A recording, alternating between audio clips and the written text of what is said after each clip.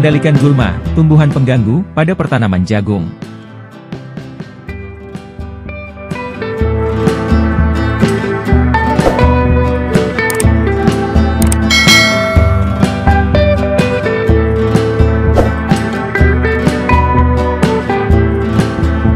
Untuk efektivitas pengendalian, maka perlu diketahui definisi dari gulma, atau tumbuhan pengganggu yang tumbuh di lahan budidaya.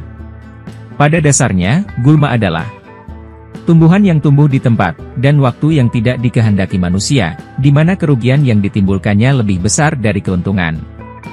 Gulma disebut juga tumbuhan pengganggu. Gulma yang tidak dikehendaki pada tanaman jagung, dapat mengurangi hasil sekitar 50% atau lebih. Sejatinya, dampak negatif gulma adalah di mana gulma akan bersaing dengan tanaman jagung terhadap unsur hara, air, cahaya, dan tempat atau ruang tumbuh. Kerugian yang ditimbulkan oleh gulma. 1. Menurunkan produksi persatuan luas lahan. 2. Menurunkan kualitas pipilan. 3. Merusak kesuburan tanah. 4. Meningkatkan biaya produksi. 5. Inang bagi hama dan penyakit. Selain itu, gulma juga berfungsi sebagai inang, atau HOS, dari beberapa penyakit seperti sorghum untuk penyakit bulai dan hawar daun. Rumput gerinting, Cynodon-dactylon, untuk penyakit hawar daun. Pengendalian gulma pada tanaman jagung adalah sangat kritis sampai 45 hari setelah tanam. Tanaman yang dipelihara bebas gulma sampai 45 hari setelah tanam, akan memberikan hasil yang sama kalau dipelihara bebas gulma sepanjang pertanaman. Jenis gulma menurut morfologi. 1. Gulma berdaun lebar, broadleaves. Contohnya, kentangan, sambung rambat, sika duduk, rumput aur-aur. 2. Gulma rumputan, grasses. Contoh, rumput paitan, rumput gerintingan, rumput lampuyang. 3. Gulma teki-tekian, sedges. Contohnya, teki-tekian, lulangan, babadotan.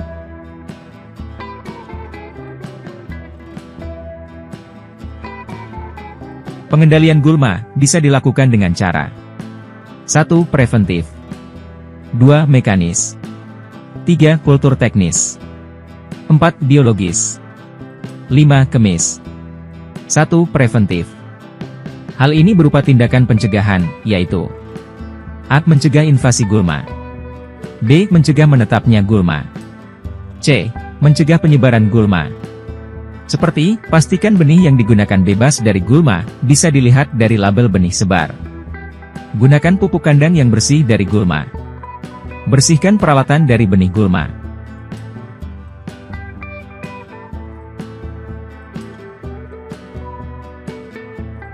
Dua. Mekanis. Tindakan yang dilakukan berupa A. Hand weeding, atau pencabutan. B. Tilling, tillage, atau pengolahan tanah. C. Mowing, atau pembabatan. D. Mulching, atau pemulsaan. E. Inundating, atau penggenangan. F. Combusting atau pembakaran.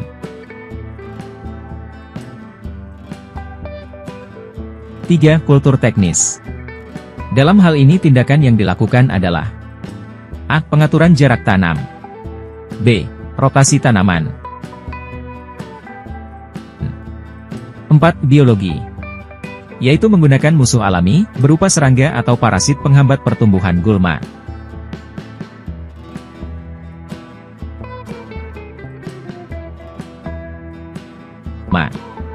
5. Kemis, atau kimia, yaitu menggunakan herbisida. Dapat diaplikasikan dalam barisan tanaman di mana cara lain tidak memungkinkan. Di mana herbisida pratumbuh dapat mengendalikan gulma lebih awal. Herbisida dapat mengendalikan banyak gulma tahunan yang susah dikendalikan. Waktu aplikasi. A. Pratanam, pre-planting. Aplikasi sebelum tanaman ditanam. Contohnya, glifosat dan paraquat. B. Pratumbuh, pre-emergence. Aplikasi setelah tanam, tetapi sebelum tanaman dan biji gulma berkecambah. Contohnya, alaklor dan diuron.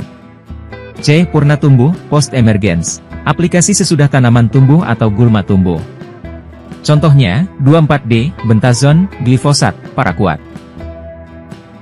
Cara aplikasi. A. Melalui daun. B. Melalui tanah. Cara kerja. A. Herbisida kontak. B. Herbisida sistemik. Demikian dari kami, semoga